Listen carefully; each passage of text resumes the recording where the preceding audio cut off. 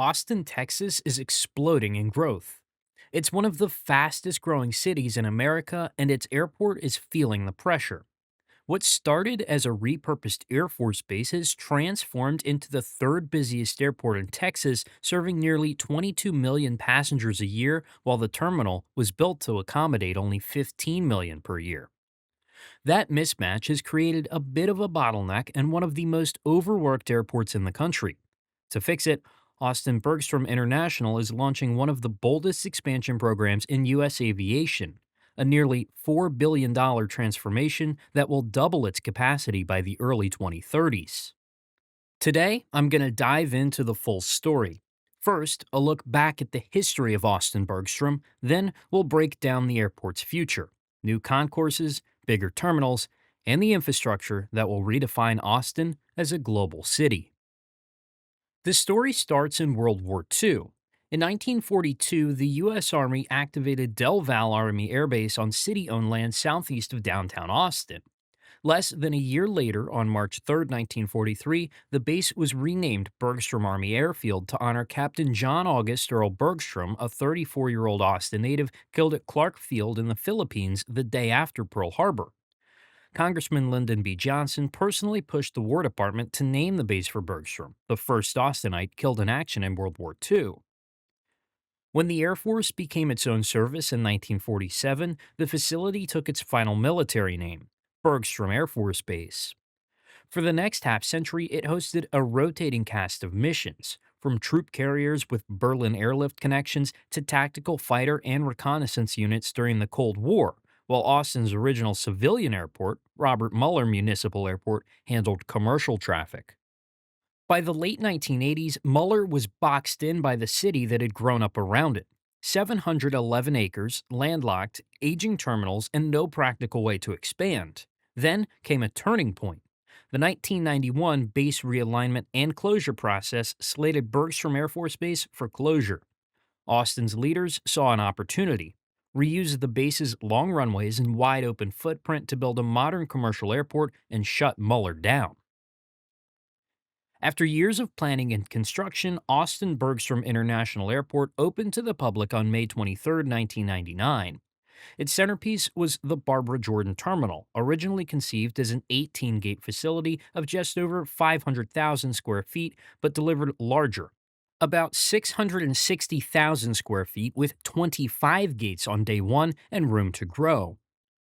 The airfield featured two parallel runways, including runway 17 right, 35 left, at 12,250 feet, among the longest commercial runways in the United States, plus a parallel 9,000-foot runway. That length made true long-haul service possible from the start. Opening week signaled how much demand Austin already had. There were 42 nonstop weekday flights just from the Dallas-Fort Worth Metroplex as American Airlines piled on service to compete with Southwest's Dallas Love Field to Austin shuttle alongside existing DFW and DAL flights by the majors. From day one, Austin tried hard not to feel generic. The terminal leaned into Austin's identity, the live music capital of the world, with local venues, restaurants, and an actual stage for live performances in the Concourse, a program the airport still promotes today. Through the 2000s, traffic ticked up steadily as Austin's tech economy took off. A defining moment came in 2014 when British Airways launched Austin to London Heathrow on March 3, 2014, the city's first scheduled transatlantic service. The route began 5 times weekly and quickly went daily, proving out the long runway bet and putting Austin on the global map. The second half of the 2010s was rocket fuel. Austin grew from 10.7 million passengers in 2014 to 15.8 million in 2018 and 17.3 million in 2019, nearly 70% growth in just 5 years. To keep pace, the city opened a 3-gate South Terminal in 2017 for ultra-low-cost carriers, and in 2019 completed a $350 million 9-gate expansion on the east side of the Barbara Jordan Terminal, taking the main terminal from 25 gates to 34 gates and adding more wide-body capable positions. Then, like everywhere, 2020 plunged traffic. But Austin snapped back quickly. 21.1 million passengers in 2022, and a new record 22.1 million in 2023, well beyond the Barbara Jordan Terminal's original designed envelope. In other words, a terminal sized for the mid 1990s was suddenly serving a top tier U.S. market. There's one more twist that sets up the present: that South Terminal. It opened fast under a 40-year private lease in 2017, but the airport's new master plan requires the land for expansion. That led to a high-profile dispute and, in 2023, an $88 million settlement to buy out the lease, clearing the way for the next wave of construction. In a quarter century, Austin went from a repurposed airbase to one of America's fastest growing airports, from 6.6 million passengers in its opening year to more than 22 million in 2023, and it did it while trying to keep an unmistakable Austin vibe. That growth is exactly why the next chapter, the Journey with AUS expansion, has to be so aggressive.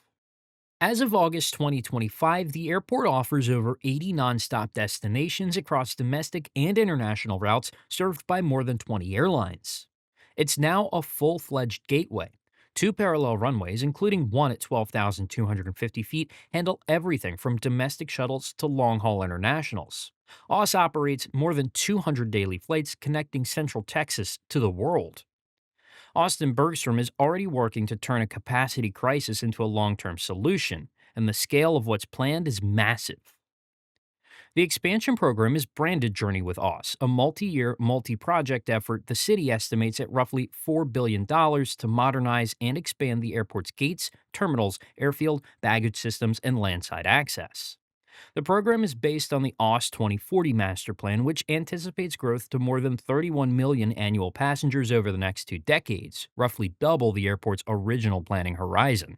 At the center of Journey with AUS are two headline projects: a new Concourse B and a brand new arrivals and departures hall that will become the airport's main front door.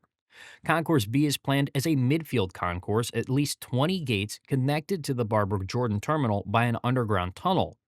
That tunnel and concourse received a dedicated $33.27 million FAA Airport Terminal Program grant and federal infrastructure funds, a clear signal the feds are backing the project.